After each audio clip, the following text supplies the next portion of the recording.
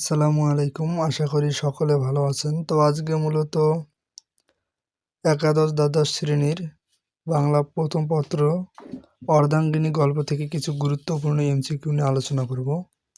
তো সর্বপ্রথম ১ নম্বর এমসিকিউটা পড়ি। তো রোকেয়া সাখাওয়াত হোসেন কত সালে জন্মগ্রহণ করেন?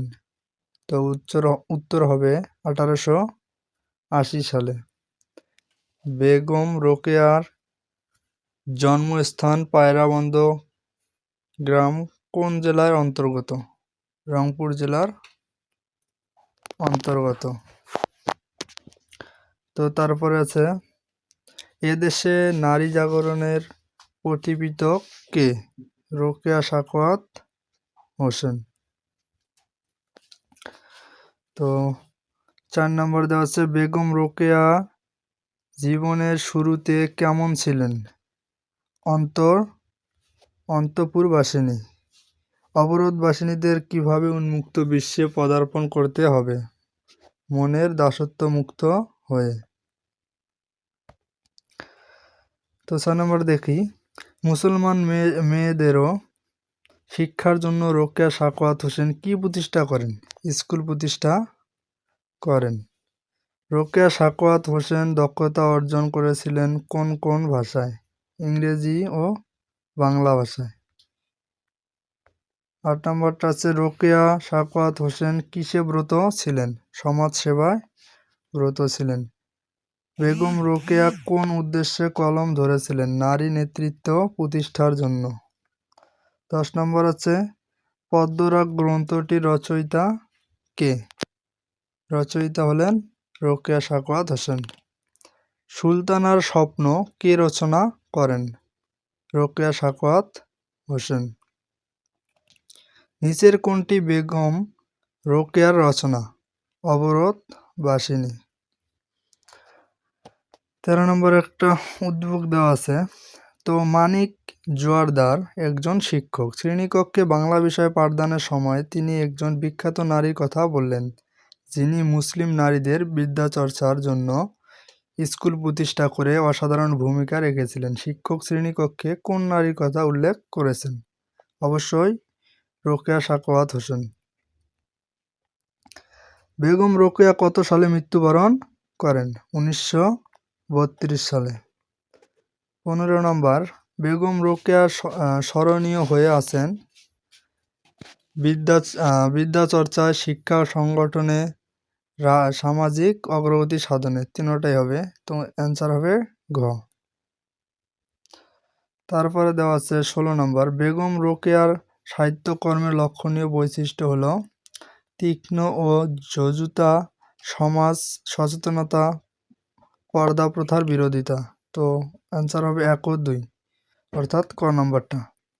১৭ নম্বরটা রোকেয়া সাখাওয়াত হোসেনের লেখা গ্রন্থ। তো রোকেয়া সাখাওয়াত হোসেনের লেখা গ্রন্থগুলো হলো অবরোধবাসিনী, তারপরে হলো আপনার মতিচুর, চক্রবাকনা। তাহলে ১ ও ২, অর্থাৎ ক নম্বরটা। রোকেয়া সাখাওয়াত হোসেন বরণীয় স্মরণীয় হয়ে আছেন শিক্ষাক্ষেত্রে নারীদের অগ্রগতি সাধনে, অবরোধবাসিনীদের সামাজিক অগ্রগতি সাধনে। উত্তর হবে ১ ও ২, অর্থাৎ ক নম্বর। রোকেয়া সাখাওয়াত হোসেনের অসাধারণ কৃতিত্ব নারীদের বাংলা ভাষায় দক্ষতা দান। না, এটা হবে না। নারী মুক্তি আন্দোলন, মুসলমান মেয়েদের জন্য স্কুল প্রতিষ্ঠা, অর্থাৎ গ নম্বরটা উত্তর। ২ ও ৩। রোকেয়া সাখাওয়াত হোসেন প্রতিষ্ঠা পেয়েছেন বা রোকেয়া সাখাওয়াত হোসেন প্রতিষ্ঠা করেছেন কি? সাহসী লেখিকা হিসেবে প্রতিষ্ঠিত হয়েছেন, সমাজ সচেতন নারী হিসেবে, নারী মুক্তির অগ্রদূত হিসেবে। তো অর্থাৎ ঘ নম্বরটা উত্তর। ১, ২, ৩। প্রায় সমগ্র নারী জাতির কথা উল্লেখ আছে কোনটিতে? স্ত্রী জাতির অবনতি প্রবন্ধে। ভগিনী শব্দ দ্বারা কি বোঝানো হয়েছে?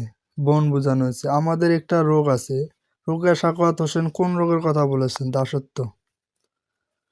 ২৪ নম্বর রোকেয়া তার কোন প্রবন্ধে নারীদের দাসত্ব রোগের কথা জানিয়েছিলেন?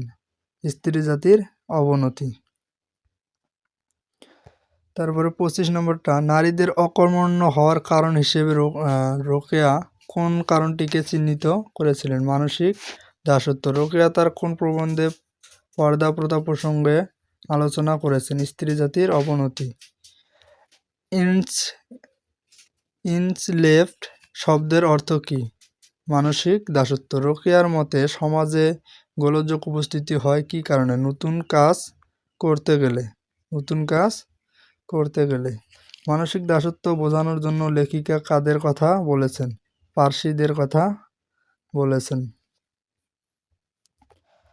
অর্ধাঙ্গী প্রবন্ধে রোকেয়া সাখাওয়াত হোসেন কাদের পরিবর্তিত অবস্থার কথা উল্লেখ করেছেন? পার্সি মহিলাদের।